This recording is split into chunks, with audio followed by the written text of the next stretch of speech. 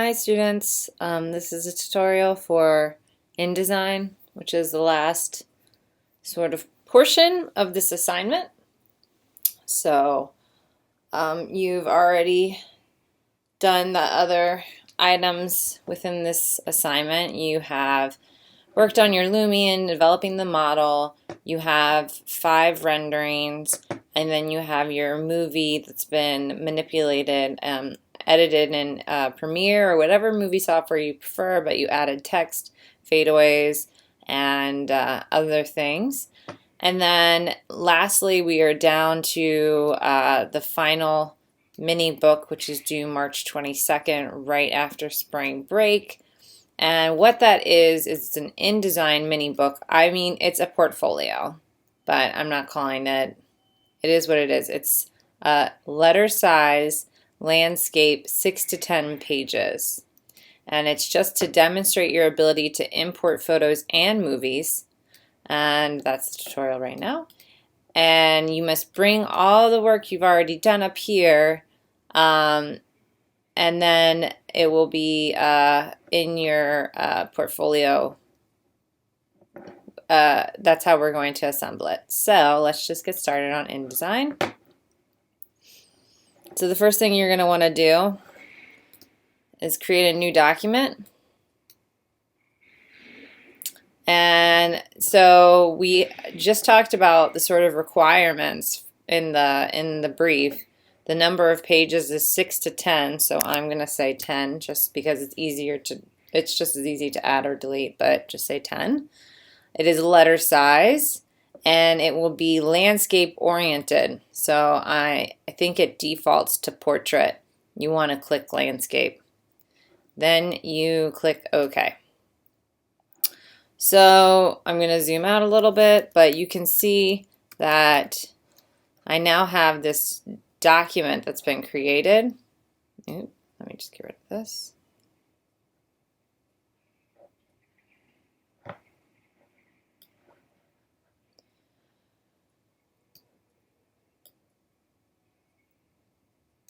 That has 10 pages in it. So this is not, it's not as free form as Illustrator. While it kind of looks similar, it's just not quite as easy to do the stuff that you want to do drawings and things like that. But what it does in an incredibly good way is make sure that all your work is uniform and collected in a very in one place. So that actually really helps you out if you imagine having like 20 drawings that are describing this wonderful project you're doing, and you're going to have 10 pages. You can actually bring your drawings in to Illustrator or InDesign from Illustrator and embed it here. But now you can keep it all collected and packaged as a book, as a separate thing than that drawing. I think it just takes years of experience to really understand the true value of InDesign versus Illustrator and knowing when to make that decision. But the long, the short, if you're making a presentation or a book or anything with multiple pages, it is in your best interest to do it in InDesign. And if you are working on a graphic, it is probably best to complete that in Illustrator. So just getting started. These are all individual pages, but the real strength of InDesign is there is something called a master page. So under your Pages tab, which hopefully you all have, and if you don't, you can go under Windows and find other tabs. Pages is the one you want. You will see at the top there is something called None, and then there is this A Master.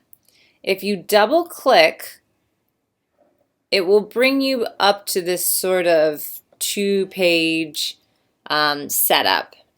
And what it is this is the master page of everything on all these other pages. So this is our true document, and right now we're going to set up our master pages.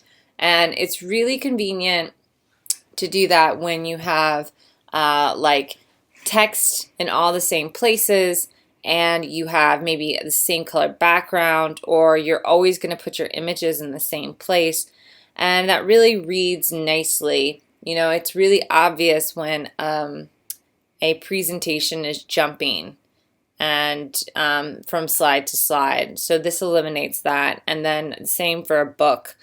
So generally this is just the steps you should be going once you are ready to put your board together. So you can change the color. You can click on this square and change the color to something else. Actually, the colors aren't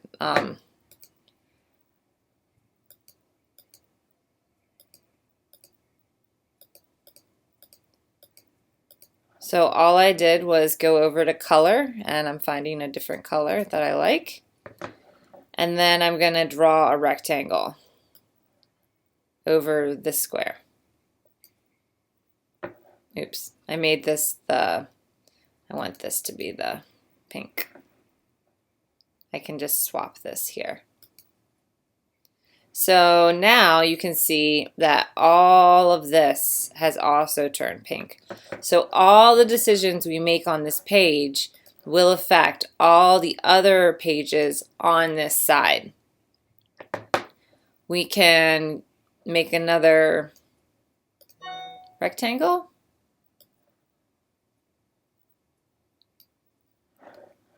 And we can make that a gradient if we wanted to. It's probably not smart, it's probably not pretty, but now you can see everything is dependent on that.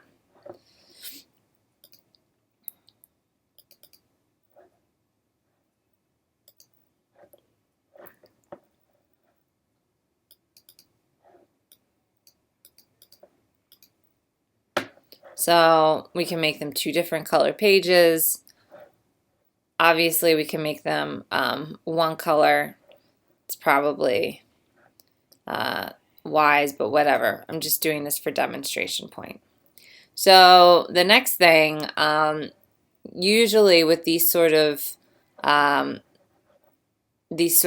books, there's a title at the bottom, right? In all of design and maybe outside of graphic design, when you are presenting your idea, you always title your drawings. You say, this is a perspective of my building, or this is a plan, or this is a view, or this is the top view.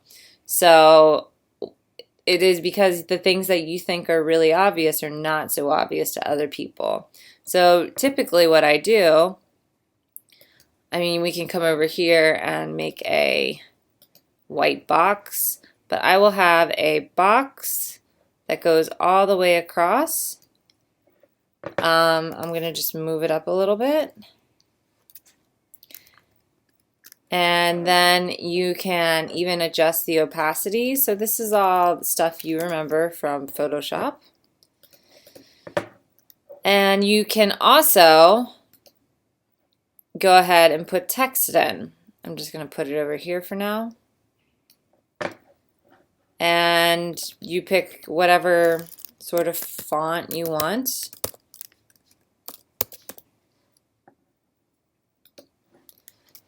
And whatever point style, and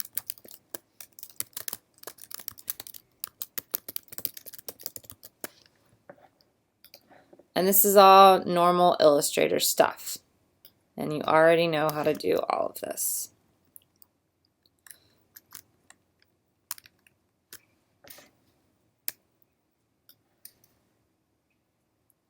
I'm just going to copy this over and then also change, oh, no.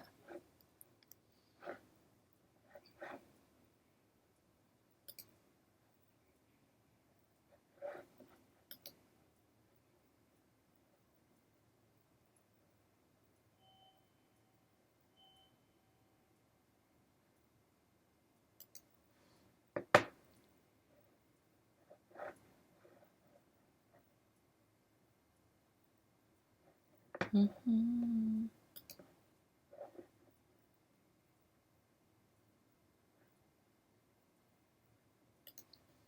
Okay, so I just needed to find the paragraph tab because I want it to be justified to the corner. So let's say this is exactly what I want to do, and every single page, I want my left page to be fuchsia, I want my right page to be seafoamish green, I want this band to go all the way across, and I want some kind of title text thing happening here. Then let's say that's all the master I want.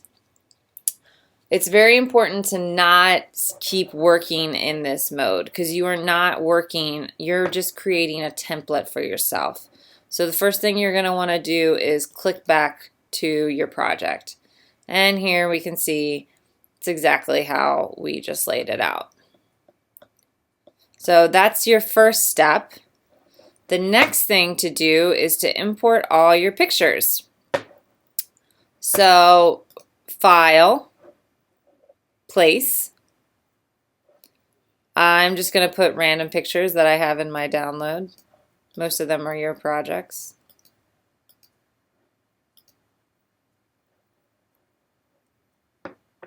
So once you hit place, you're going to get this marquee that's asking you to place it somewhere.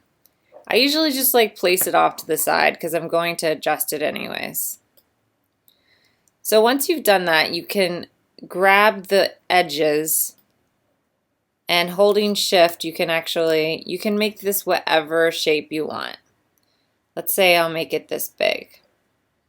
What's different is it didn't adjust the picture's size. It only adjusts what would be called the frame. So this is a command that you get used to. Every time you create a picture, you have to then fit it in a specific way. This is designed to help you, but it is a different sort of way of doing things. So when you right click on your image, you go to fitting and you have all these different sort of commands. You can center the content, which is useful. Great. You can fill the frame proportionally. So that's the best it can do at getting my picture. Or you could fit the content proportionally, so that would maintain the images. It's really hard to just explain that logic, but after you've played around with it, you'll see it. If you want to make the picture bigger manually, you can click on this second arrow. The second arrow is allowing you to select the content inside. Do you see the brown that's coming around? That's actually the picture. So I'm actually just going to make it bigger and then right click, fitting, center content. Make it a little bigger. And you can also just manually move it. So then it's important to remember to click back out of that because that's a hard mode to stay in. The next thing that I'm not really happy about is that my picture is above my stripe and my text. And there is something called arrange. But it's not coming up right now because it doesn't understand that there's anything to arrange. So we have to actually release this anyways. So what I would do, and you can actually put photo frames on each one, so you don't have to do it this way, but for ease, this is all that's due. In order to edit this, right, I'm going to want to edit this text and not say Leslie's awesome stuff on each page. I need to go to that individual page and click on Override All Master Page Items. Once I do that, I am able to click on things again. And you see I can now edit everything. So that's really helpful. I wanted just a template to get started. I didn't want to, keep this exactly the same on each page. Now when I right click on the image, it has a send to back button. Whoops. As you can see, it sent it all the way to the back, as in behind my rectangle. So you can also just send this bring forward. So now, using arrange by unlocking your master page, overriding your master page, I'm able to arrange this behind my text line. And I will call this winter set airy.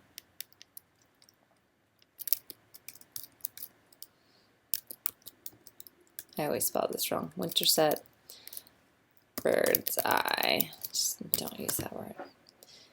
Okay, so now obviously you have 5 pictures and 1 movie, so you can easily take up more than 6 pages because you can always, let's go down to another one, file, place,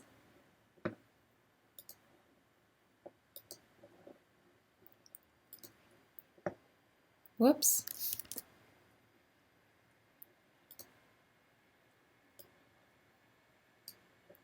You can always place a picture across 2 spreads. So again, this is something that InDesign does well and Illustrator doesn't do so well. I can go over here, right click, override all master page items, arrange, send backward, arrange, send backward. It's going to take like a little bit to send backward.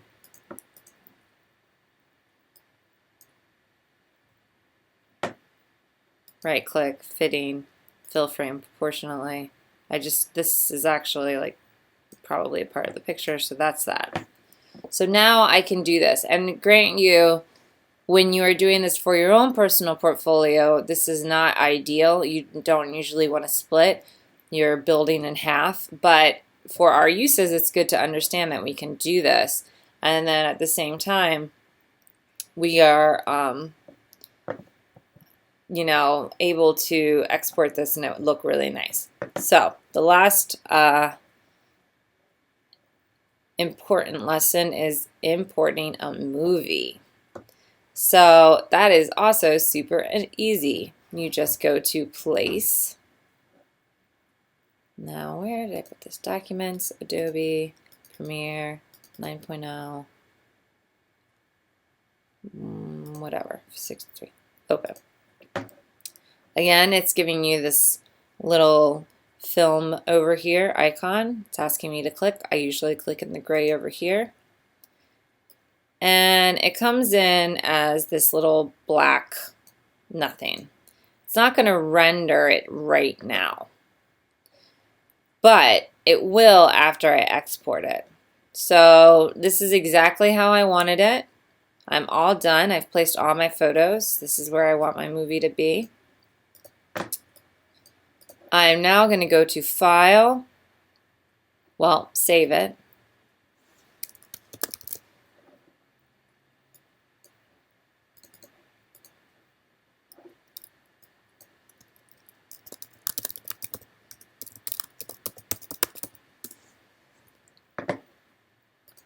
I want to, this is a tricky one. So the reason this is super powerful is the standard is for you to package all of your entire file. So what this packaging does is it actually embeds and it collects everything and puts it in one folder. All the little things you've added throughout the book or whatever. So it's similar conundrum, or it acknowledges the conundrum that we had with Lumion, where the building wasn't being able to be referenced because it was in a different folder than when you put it there. So packaging is a really important step, and we'll get to it next. But for now, we are just going to export. So you don't save as a PDF, you are exporting. and it assumes you want to export, but we do not want to export as a PDF print. That is in reality really useful because a PDF print means it's probably the smallest size possible, and that is important when you're trying to share images with people. But we want interactive because we have a movie, and that's a requirement for that. So then we hit save. It gives us all of this, the range that we want. We're going to view it after. We're exporting it as spread. You can export it by page or spreads, however you like. It just depends. Here's some compression information. And pretty much this is all fine for me. I'm going to hit OK. OK. And right here it's doing my movie. You can tell it's really thinking about it. And so this PDF just popped up. This is exactly what I just did. And there's my beautiful picture number 1, beautiful picture number 2. Click to activate, and there's my movie. So it's really, it seems so pointless, but it's really something so powerful that you can actually embed your digital videos into a PDF and then share that with people. And I think it's something that I learned too late in life, and hopefully you will leave Iowa State with that knowledge already. So this is pretty much, you know, a prettier version of this, please, but this is about all you really need to have. Lastly, I just want to make sure we go over the package thing again. So again, save your work, that's all fine, but when you're done, you should package your work. So for example, I work with a lot of different faculty here, and the way that we communicate is through Cybox. So in order to ensure that our documents are saved correctly how we wanted them, we have to package them. So all you have to do is go package, click save, it's fine, continue, fine, package. Okay, I'm going to go to that folder, hopefully. I don't know where it went. Let's see. File. Desktop. Nope. Where'd it go?